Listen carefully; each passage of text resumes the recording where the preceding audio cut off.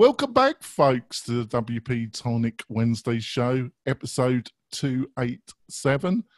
I've got the immense pleasure of a great special guest and a bit of a hero of me. Rand Fishkin is our guest on the show today. Rand, would you like to give the audience a quick bio if they don't know who you are? Sure, yeah, no problem. So I started a company called Moz, originally SEO Moz, as a consulting business, and then I transitioned it into a software company back in 2007 and raised some venture funding, grew the company over the next 7 years as CEO, and then stepped down a few years ago and was with Moz until just about February, actually. So a couple months ago, I left. As of when I left, Moz was about a $47 million a year business with about 160 employees and 35,000 customers. So it grew quite rapidly, raised a number of more rounds of venture, and has been a big impactful company in the SEO space, certainly. And now I've left. I'm doing a new company called SparkToro.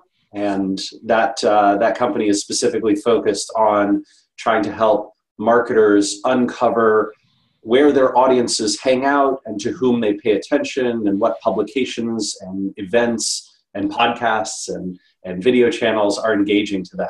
And I hope to have a product in probably 6 to 9 months. Well, we look forward to it. Yeah.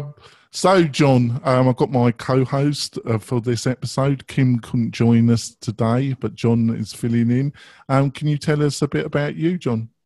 Yeah, I'll make it really brief. My name's John Locke. My business is Lockdown Design, and we do SEO for manufacturers and industrial companies.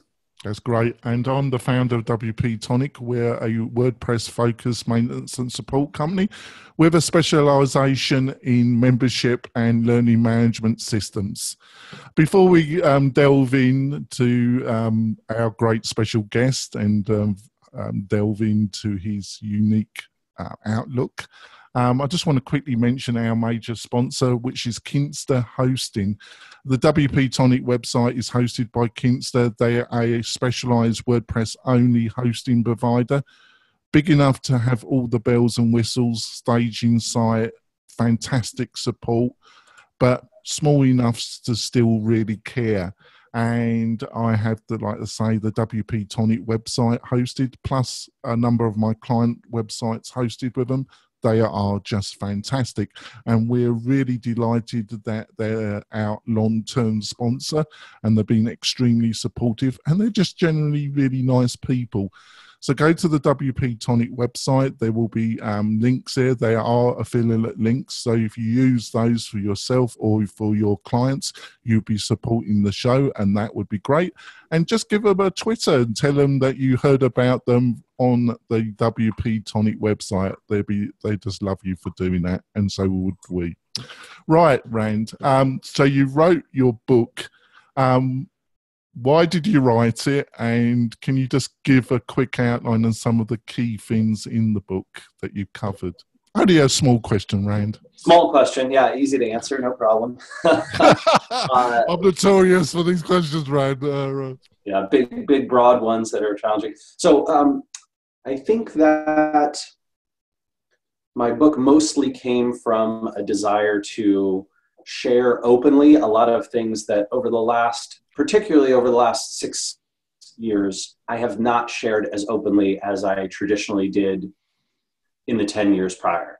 So folks who maybe followed me on my blog, through 2005 to 2014, 2015, would say, wow, Rand is super transparent about all these difficult situations and really walks through what it's like to go through whatever it is, transitioning from a services business to a consulting business, or having a failed fundraising round, or a number of other posts that I wrote that did very well and went viral.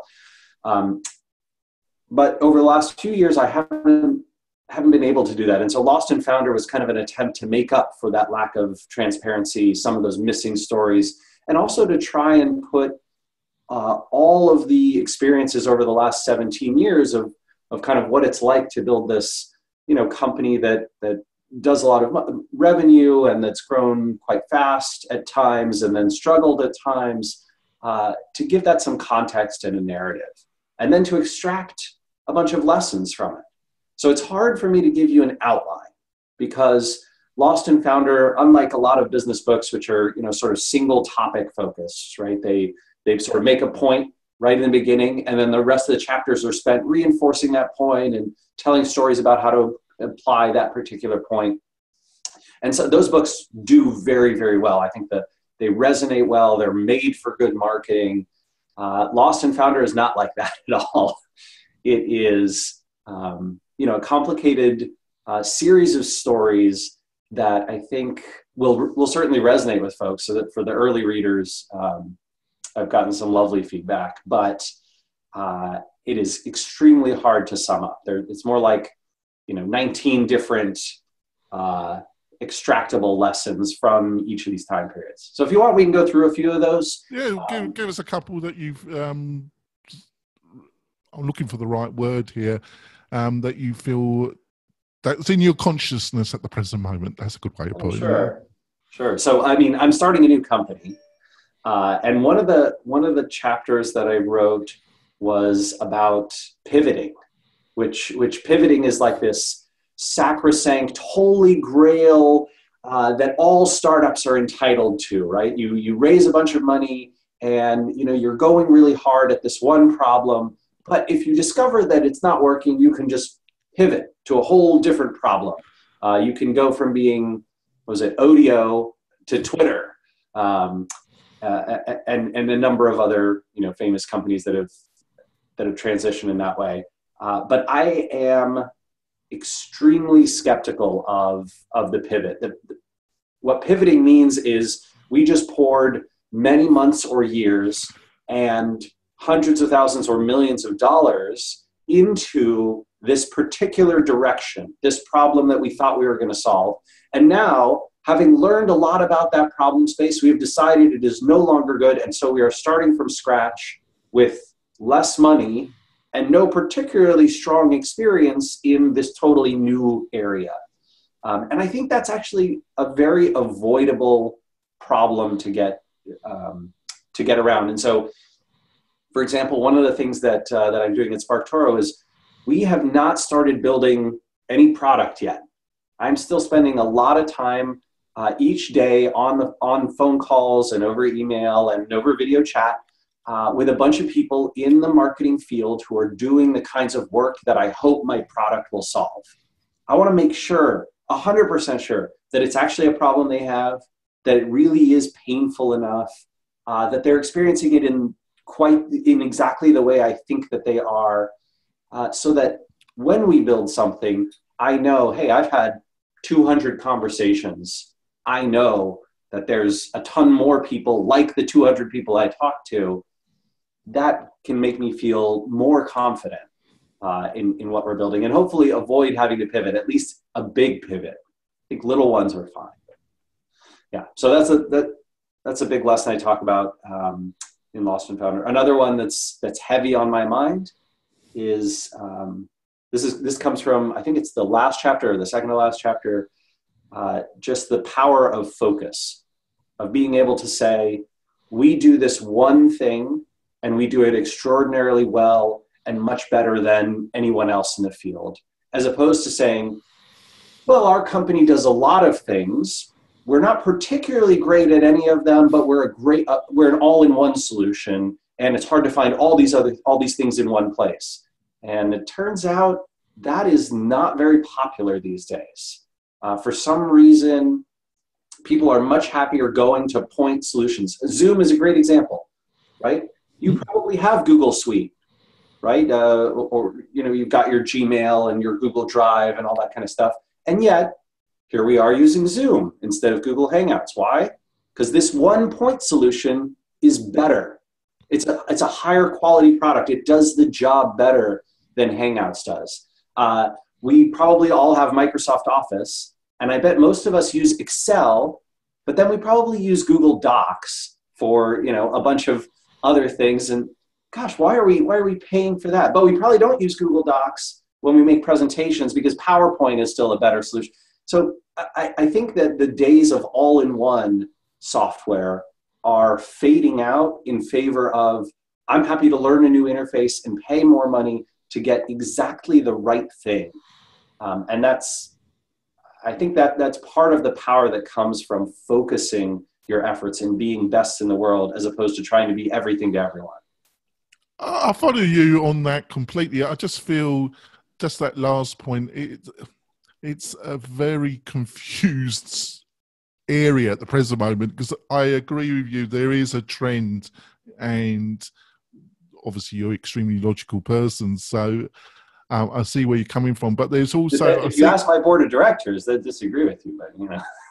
No, because a lot of things. There's, you know, the one thing I've learned in becoming an old age pensioner is most things are grey. There are some things that are definitely black and white, but a lot of things are grey. But there's some products I know that have been developed, and they've thrown a British phrase. They've thrown the kitchen sink. You know, they've got so many different features. It's unbelievable, and they're adding even more features.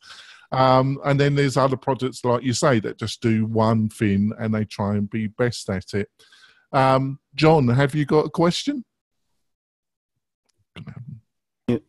Yeah, so my question is, this is something that we've seen a lot become a debate in our own space in WordPress right now. There's this kind of like hosting companies are kind of like doing battle. But one thing that I found very interesting is a selling point has become, we're bootstrapped versus here's this evil company over here that's like taking VC money. This is like an actual thing that is, I've seen two companies like use this in the last couple of weeks. What are your thoughts on this? Is there still room for bootstrap companies? And how does that look different from a VC company? So I think what's really interesting to me is, a VC-backed company will often frame themselves as the challenger to the big companies, right? The big public companies or the large private companies that own an industry.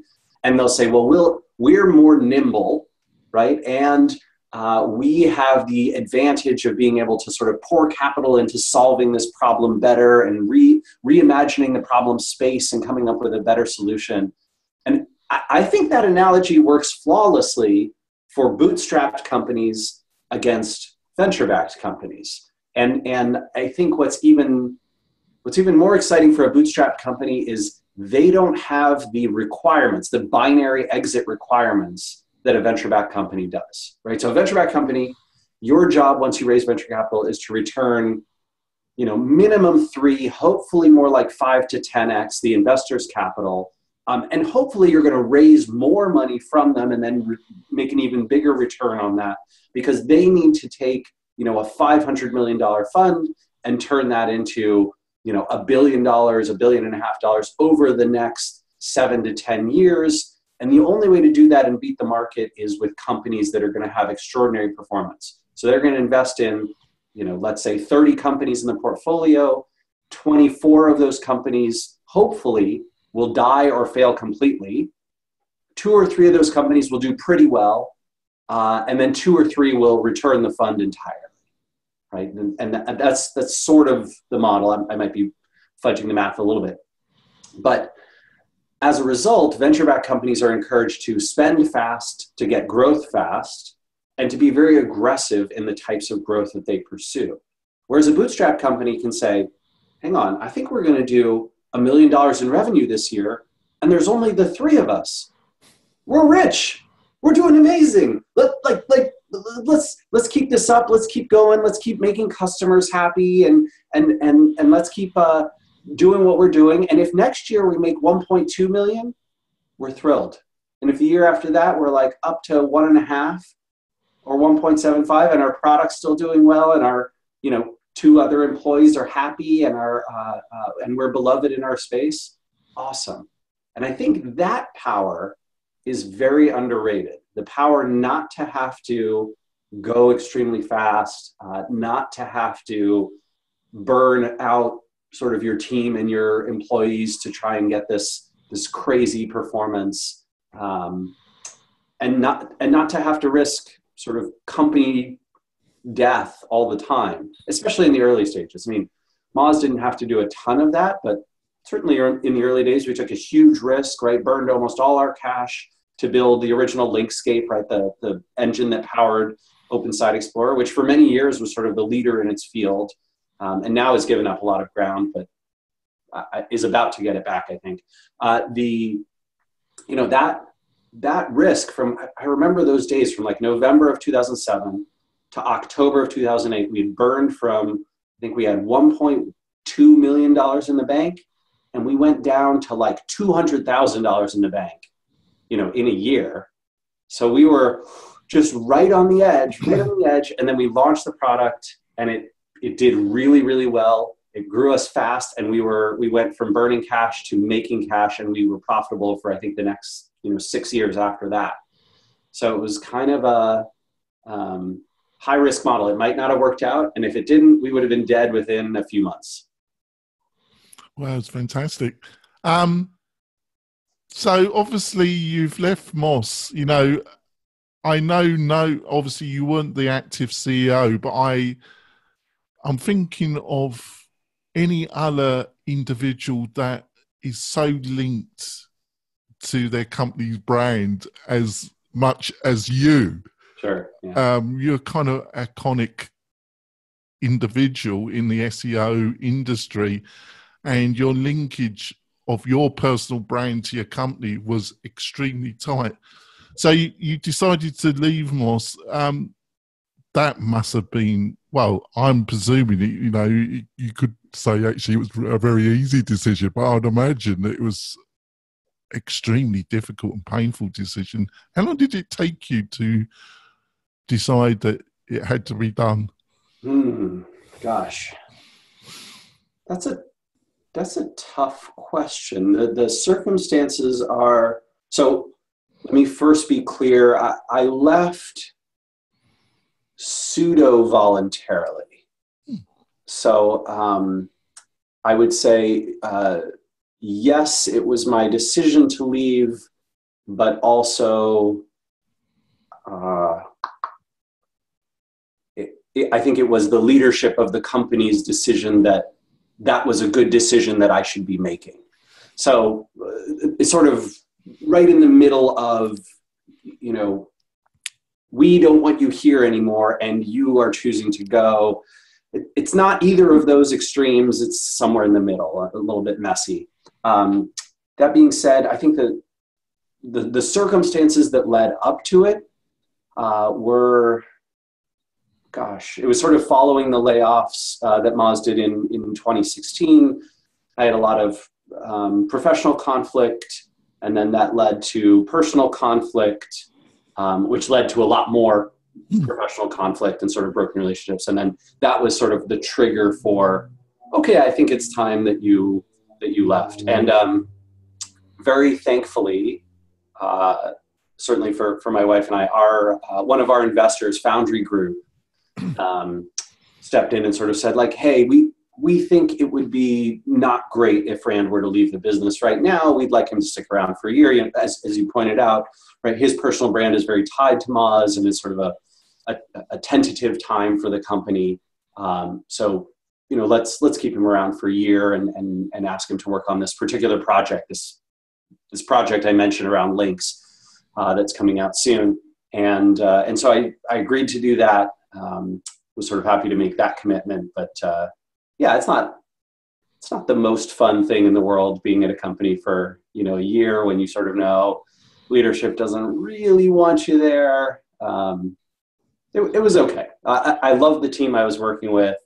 I still love an overwhelming majority of the people at Moz, and I'm cheering for their success. But yeah, I don't know if it was a hard decision, but it was definitely a hard process. Thank you for being so frank about it. I'm going to go for our break, folks. We'll be back. I've got one of my, I can't believe it, he's like one of my heroes, a really class act of it. Rand Fishkin. We'll be back in a few moments, folks. Yep, we're coming back. We've had a fantastic discussion. Yeah, well, I do see you as a class act, actually, Rand. You've always thought you'd done things your own way. I thought, actually, your letter that you wrote, which you made public, I thought that was typical of your style, really. It was a really great way to leave, in a way. Yeah. And it must have been different. You must have taken a while to write that. I've had to do. You're gonna be shocked. I was actually shocked. I had a very, very busy week, and I realized I needed to write this post that my last day was sort of coming up, and so that late that night before I went to sleep for my last day, I probably only spent, maybe 2 hours writing that post. It was just something that had been sitting in my head for so long. I think it was really easy to just put it out there, or comparatively easy. I spent a lot more time drawing up all my charts and graphs for that jump shot post I did the next week with all the data. So, yeah. Before I ask John to come in with another question, I just got one. I think conflict in a company is good. I think I think passionate discussion on board level, or having different views, and like I said to you and joining this conversation, there's a lot of grey out there. There is no finite answer with a lot of business problems and in general. So a good passionate discussion, and a lot of people shy away from that. But also, how do you keep it so it doesn't also become toxic as well? Got any insights about that? Yeah, absolutely. So I think I talked a little bit about this in Lost and Founder around values and getting people on the team who share sort of values and belief in, who should we hire and what kinds of people are right here, what behaviors would we dismiss people for. I think certainly when you assemble that team and they share those beliefs and those values, that helps a tremendous amount. And I think it also helps to share the big picture strategic vision, right? Because disagreeing on the tactics or how you get there becomes much more tenable when you all agree, look, we want to go there, right? That is the direction that we're going, and this is how we're going to get there. You think this is going to work the best to get us in the air, and I think this is going to work the best, and so we're going to try your thing, or we're going to try my thing. The CEO is going to make a call about whose thing is going to be tried, but there's no hard feelings. If it doesn't work out, we'll try the other person's way, right? And so I think that is fundamentally that's sort of at the core of how you have those robust discussions with healthy disagreement, and then come to good conclusions. I will say one more thing, which is I think that everyone in the room needs to feel psychologically safe. Like, if John and Jonathan and I are, if we're all having a discussion about, hey, maybe we should change the format of this show, right? Like, we think the WP-Tonic show should be maybe in a different format. But if I feel like I could share what's going on in my personal life and you guys wouldn't judge me, and it would make you like me and accept me more, and you would say, Rand, that sounds hard. Why don't you come over here? Let me give you a virtual hug. I am behind you 100%. Oh, you get no hugs from an English guy like me, Rand. But I'm saying, right, like that type of relationship between us would mean that when we disagree about professional things, it's fine. Yeah. Right? There's no hard feelings. There's no animosity. There's only, sort of a personal and professional love between us that gets over all of those disagreements, which are just tactical and logical disagreements. And you think we should try this thing, and I think we should try that thing. And we can be passionate about our beliefs, but we need that to be able to be vulnerable with each other, or to feel like we could be vulnerable and we would not be judged by the others for it. I think I get some sense what you're meaning, because if you can't be honest without it being used as a weapon later on, Exactly. you're not going to get any honesty. So, but it's finding that balance where I think also where it's where it starts becoming personal attacks at board level, or at high, where people say, you're just not a really nice person. Right. You probably use stronger language than that, whatever. Well, and if you get into a situation where you say, "Hey, look, John, I need to pull you aside. I think Jonathan is actually acting only in his personal best interests, and he's doing this for political reasons. And we should be careful about how we treat him, right?" And you get that all the time on teams, right? You get that sort of like, I don't trust that person. I don't think they have the best intentions. I think their motivation is suspect, and that is when you have a breakdown of the system, right? That's when you have to let somebody go. And it can also work on the other way, where when people are too close to you, sometimes they just, because of few personal loyalty and the closeness of the relationship, they can't be totally honest with you. Interesting. Well, John, got your next question, John? Yeah, I sure do. I love what you said about being able to be vulnerable, because I'm, and I'll just agree before I ask my question, but definitely, people can't contribute like fully unless they feel like, what they're saying is going to be heard and actually listened to. So totally agreeance.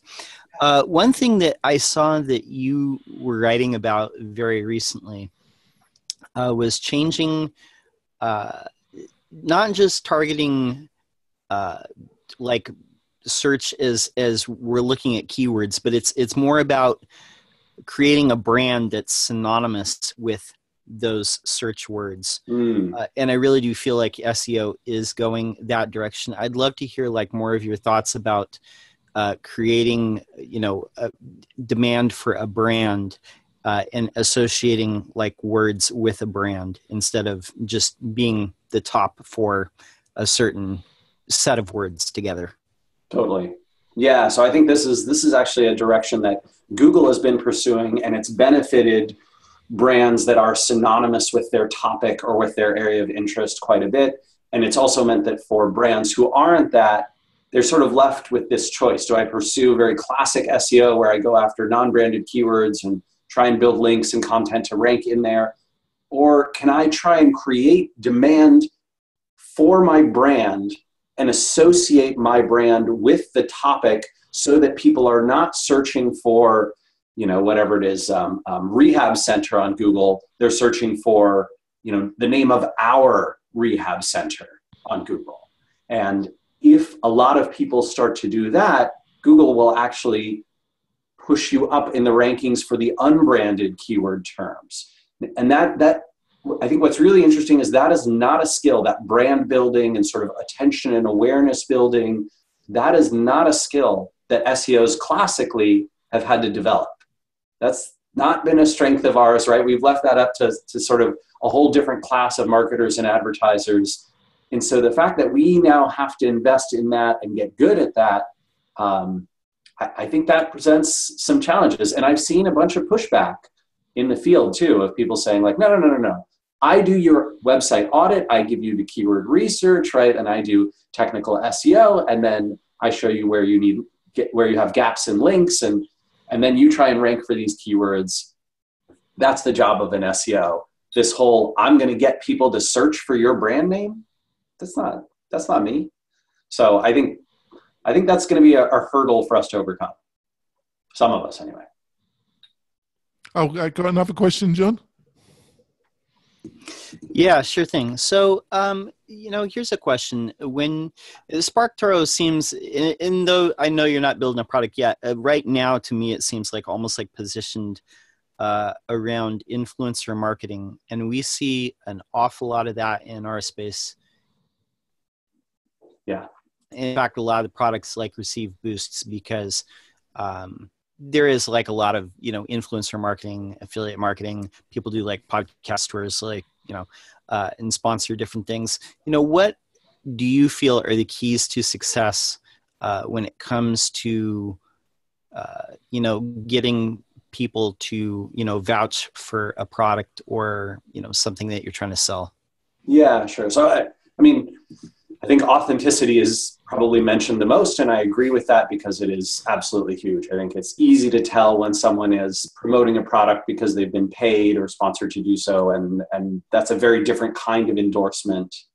If I see LeBron James in an advertisement for Sprite, I don't think, I bet that guy really likes Sprite, and he probably, that's authentic. But if I see him in a place where he has no idea that he's being filmed, and he goes to a fridge and there's a bunch of different drinks in there, and he actually grabs a Sprite and drinks it in private, all right, that's new information to me, right? That's sort of authentic. And there are people and brands and publications that are known for their authenticity, and ones that whose credibility is suspect. And I think that a lot of, like, for example, a lot of what's called influencer marketing right now actually just means, let's go find a person on YouTube with a large following or a person on Instagram with a large following, and we're going to pay them a bunch of money and send them our product, and they are going to put up a post or a video about it. I know that technically for some brands that is working. I don't think it will work for long. I think that particular tactic is going to follow Andrew Chen's classic law of shitty click-through rates, and eventually become much less powerful.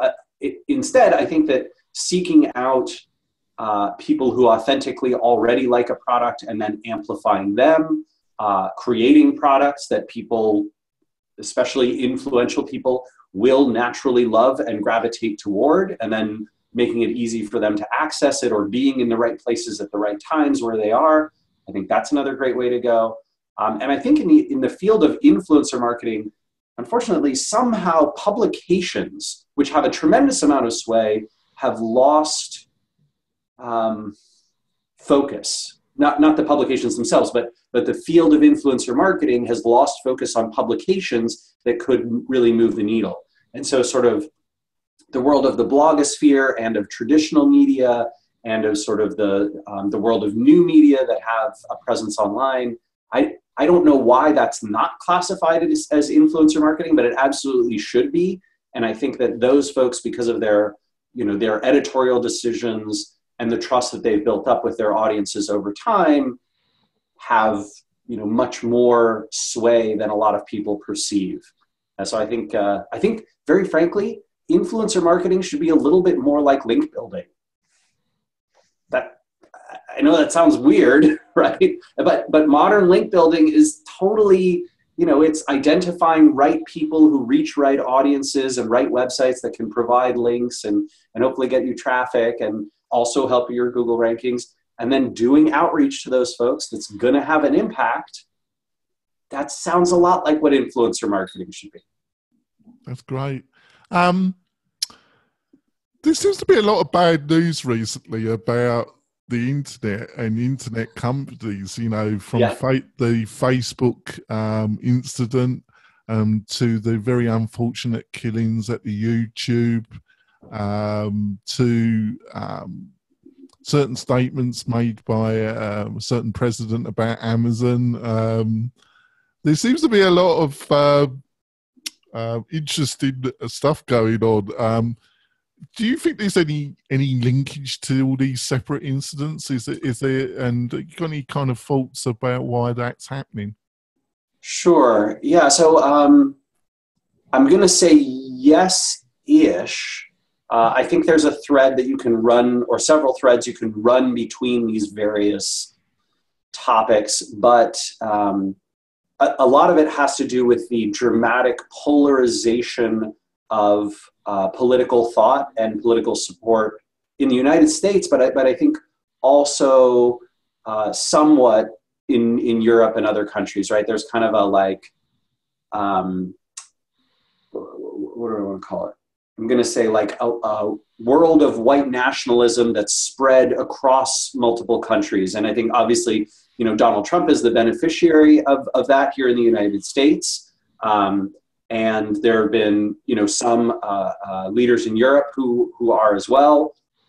And then on the flip side of that, you see people who are very angry and very upset about this. And Facebook, I think Facebook happens to be a very convenient target for both sides of that, right? Because rather than saying, well, I guess we did kind of conspire with a foreign government to, illegally rig a presidency, they can say, but Facebook enabled us to do that, right? And on the other side of the aisle, you can sort of point and say, yeah, Facebook enabled that. And so everyone can get mad at Facebook and they can be a common enemy for a time.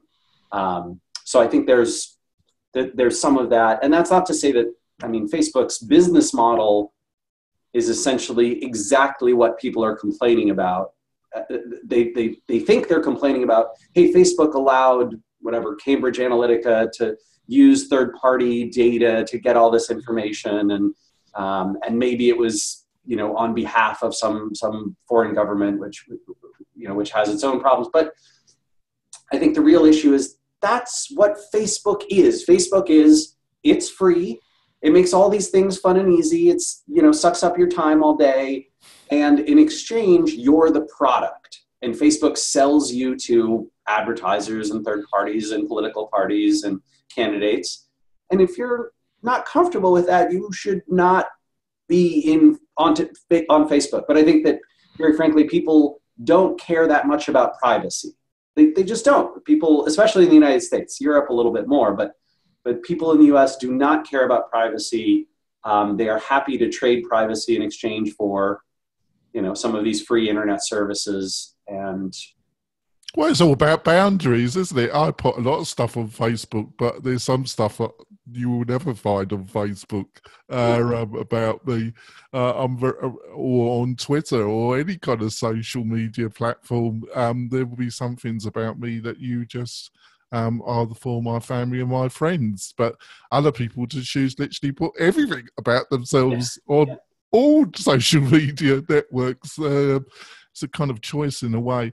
Well, I like Twitter a little bit more because I think Twitter is very much okay, everything you do is completely 100% public. That's the whole model, right? And this is a broadcasting. It's not a, I think they describe themselves certainly initially less as a social network and more as we're a micro blogging platform. So if you want to blog and say something to the whole world and have as many people as possible read it and see it, you put it here.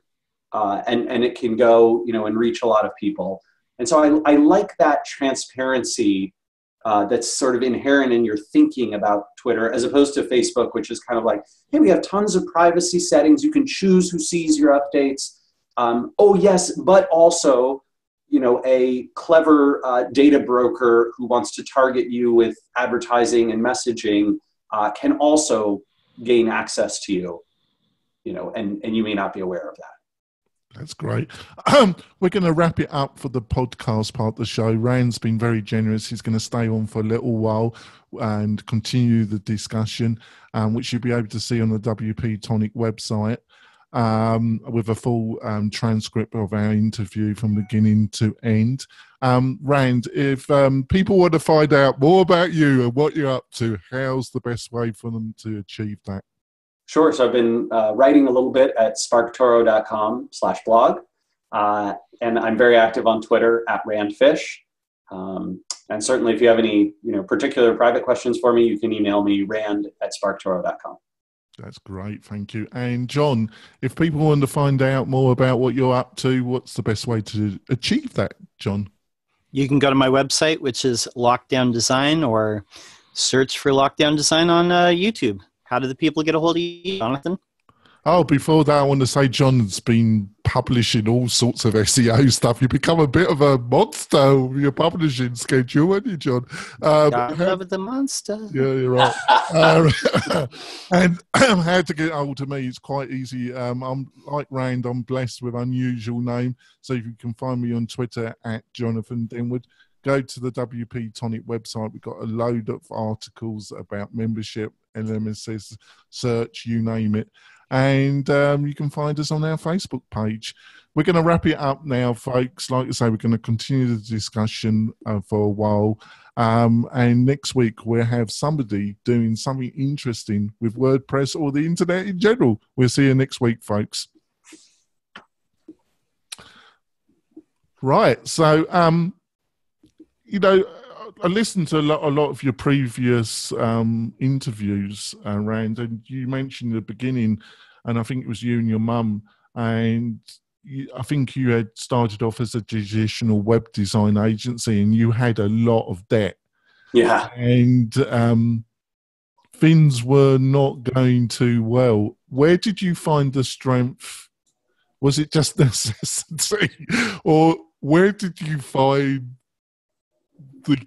the thing inside yourself between you and your mum, which must have been very difficult having a large debt, especially connected with your parents? Yeah. So I don't think that was a strength thing or a strength of character. I think that was us running on fear. Yeah. Yeah. So I think that very frankly, what was causing that is us being scared about what the future could hold. Yeah. So you started publishing around SEO and you started getting traction over your posts. Is that correct? Well, let's see. Started getting traction, but I mean, Jonathan and John, you guys know this well, right? You start publishing a lot. That does not mean that you're starting to get a big audience. It takes a long time to sort of figure out what resonates and to earn the links that are going to, give you the rankings and to sort of, get your flywheel turning. And that certainly was the case for me. I think it probably took at least a couple of years. So it's been interesting, to see SparkToro and to see what, when I publish a post, how much traffic, does it get on average versus when I posted on Moz, right? Because Moz had this huge machine of driving traffic and SparkToro just has me, right? A brand new website, that kind of thing. And so, yeah, that's been fascinating. The answer is, Moz is about 5 times more powerful than my personal brand. So maybe I can drive, 3,000 to 4,000 visitors in a day to a new blog post by sharing across my social channels and to the few hundreds of people who subscribe via RSS. And Moz can probably do 15 to 20,000, right, in the same thing. So that's been interesting to see. I think what will also be interesting is to see whether I can build that up over time, right? To more and more people subscribe and follow me and start clicking on the things that I do. And do I build up serious interest around what SparkToro is around? And can I pivot slightly from, everyone knows me for just SEO to, we can pay attention to Rand for a little bit of broader web marketing, brand building and influencer marketing. I think that's also an interesting challenge. And it's also, it's about how those people that are really following you, how do they know about your background? Do they really? Well, and I think that, my brand is not a personal brand. My brand is a professional brand, right? So people who are interested in Rand Fishkin, they're not interested in me the way they're interested in, a LeBron James or something, right? That who we talked about earlier, they're interested in me because, Rand shares good stuff about the field that I work in, and his work is consistently helpful to me and upgrades my knowledge and makes me better at my job. And so to the degree that I can continue to do that, I think that I can continue to earn, a following and attention and awareness. And to the degree that my topics become less valuable to those folks, I think they'll fall off and hopefully new ones will come in. But that's certainly, it's a transition I didn't want to make overnight, right? So I haven't stopped completely writing about or talking about SEO. I've continued to do that. And part of that is I'm also still helping one of the product teams at Moz, of course, and want to have that impact. But, Lost and Founder is definitely a transition from that. There's, I think you guys got copies, right? And you please send me a copy. Oh, no. Oh, I'm so sorry. Yes. So, okay. What I should have done is had my publisher send you an advanced reader before this. But yes, so, in the book, there's like, 3 or 4 chapters that are more marketing centric, and the other 14 or so are sort of business centric, startup building, storytelling around getting through some of these hard challenges, hiring and firing people, layoffs, focus like we talked about, pivoting, MVPs, which I hate, all that kind of stuff. So so a departure from my traditional, here's how to rank in Google. Yeah, I'd love to give it a read because, Yeah, like I say, obviously I totally agree about what your brand, but I slightly disagree because I think, yes, they're reading stuff because they want to improve themselves around SEO, but they also know that you're a quality individual and you've got a very track record, and the stuff that you publish, you've got authority because you've got consistency and a track record. Yeah. I'm curious. I mean, John, maybe you can tell me, like, where are you in the publishing cycle? Jonathan mentioned you've been publishing quite a bit lately, and like, how is that going? Like, where do you feel like you are on the curve? Yeah. So, just to give it really quick, like I started my deal in 2012, and mostly like the first year I just published about just anything to do with like the web and just kind of my take on tech news and kind of mixed in with what I was learning about web design. And then the next few years after that, it was like mostly WordPress centric, and that's where I got like a lot of my following. For about the past year, I've just been focusing on SEO and really I'm starting to hammer it like more on YouTube. I feel like people are, and especially like my friends like Jonathan and other people in the community, they're totally getting it now. Like, oh, okay, this John is doing like SEO now. And I have another friend too. We have another friend, Sarah Dunn, is kind of doing something similar. She's focusing on a different vertical, but I feel like it's getting some traction. Some of the things that I've written rank good for what I'm aiming at. Doing SEO for like a single page website, for example, that gets a lot of views. I still think Google sees me as more like kind of a web developer type person. So I think it's just going to take volume to kind of shift it, but I do see it shifting. My personal audience, I feel like they're kind of picking up on that. So how strong do you think that signal is? Like I've wrestled with this a lot in Google. Mm-hmm. My sense is like that, you know what I'm talking about, the signal that says, Moz is associated with SEO. Right. Let's not have them rank for other stuff.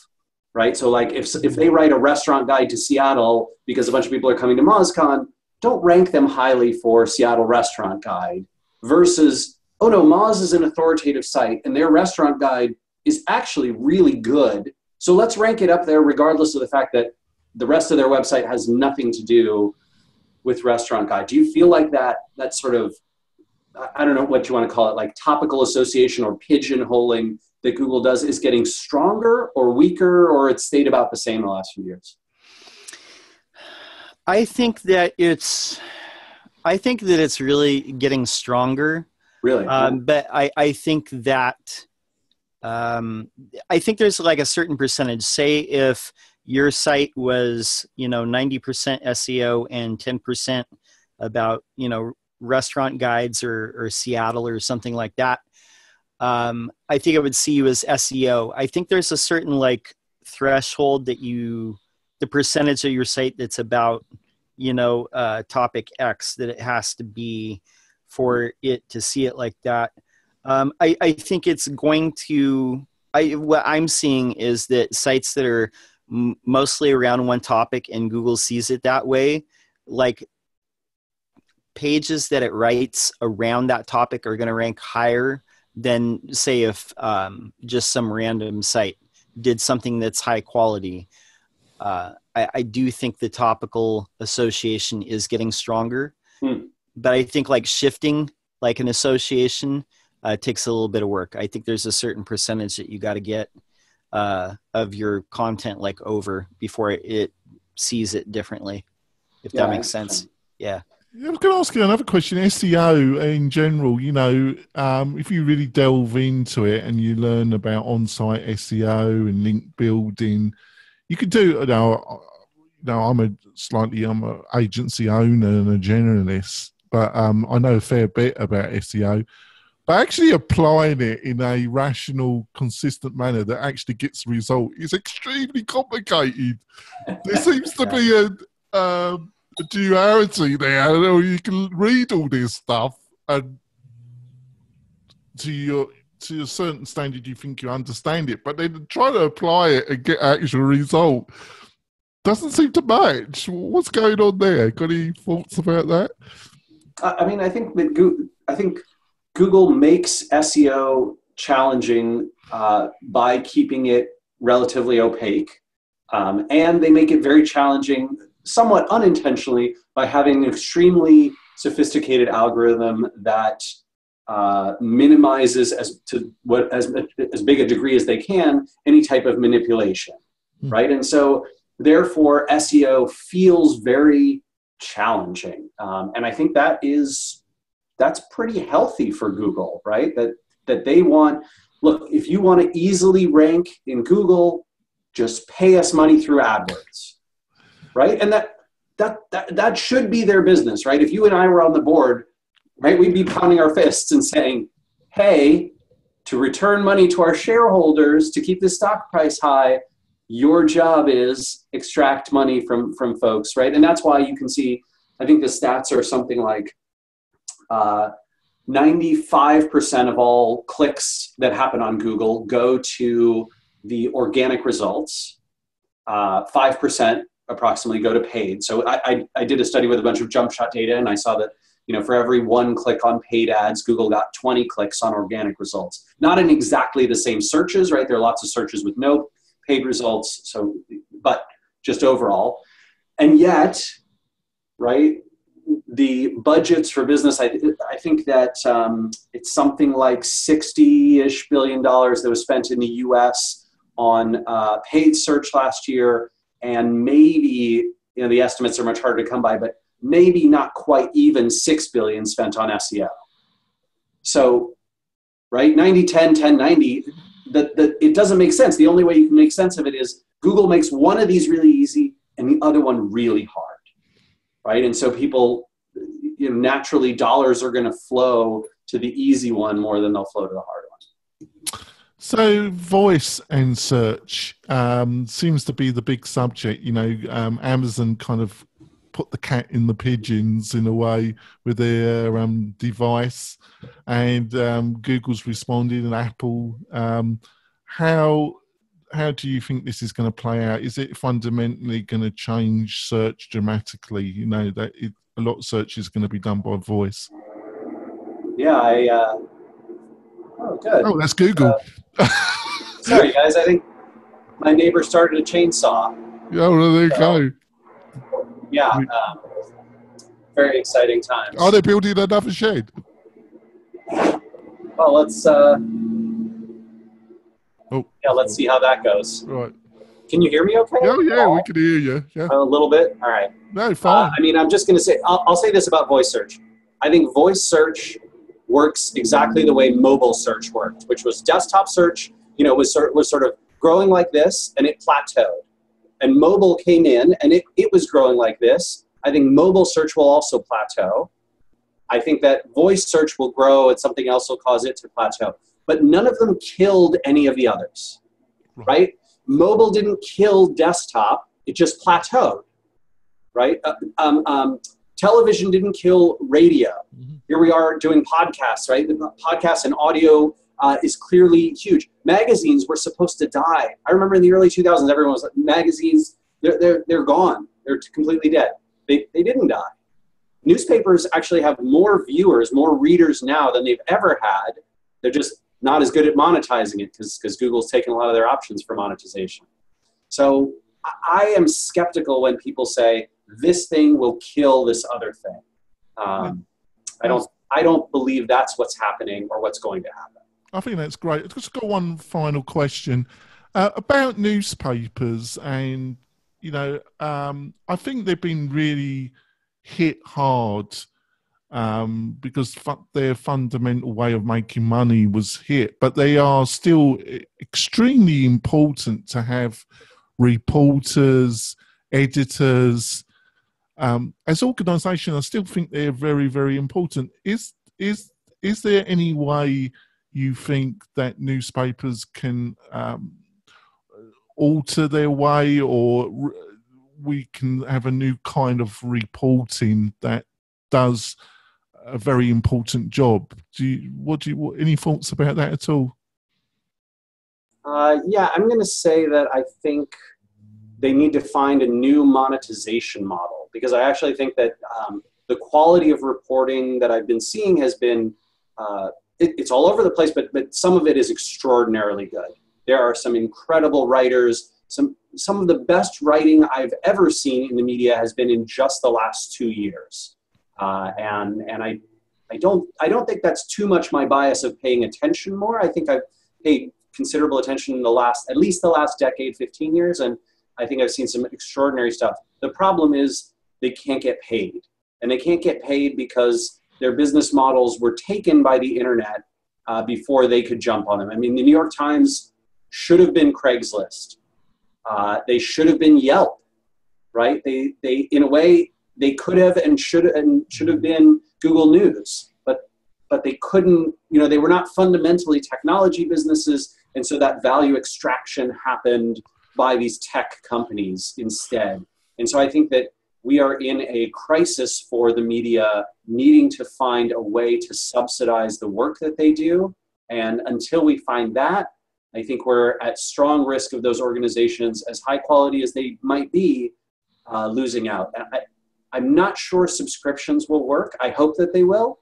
I know they've been moderately successful for some publications, but I worry about that. I hope they can find the next thing. I hope they're willing to be to make those kinds of big, costly investments to try and find that next thing that's going to fund their operation. Well, the present moment, it seems to be you sell your paper to a billionaire, and it becomes a bit of a hobby.